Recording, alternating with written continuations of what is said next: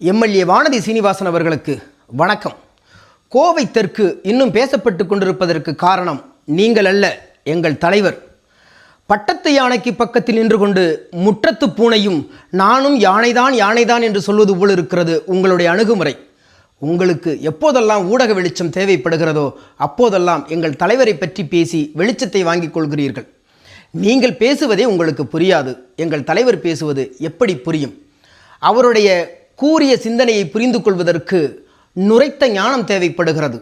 சமூக நீதியும் சமத்துவமும் அறமும் நேர்மையும் கலந்த அந்த நுரைத்த ஞானம் என்பது உங்களுக்கு ஒவ்வாமை. தேவையில்லா விஷயங்களில் தலையிட வேண்டாம். உங்கள் டெல்லி முதலாளிகளை சந்தோஷப்படுத்த வேண்டும் என்பதற்காக அடிக்கடி எங்கள் தலைவரை நோக்கி கை நீட்டுகிறீர்கள். அது பேராபத்தில் போய் முடிந்துவிடப் போகிறது. வருகிற தேர்தலில் உங்களுக்கு சீட்டு உண்டா?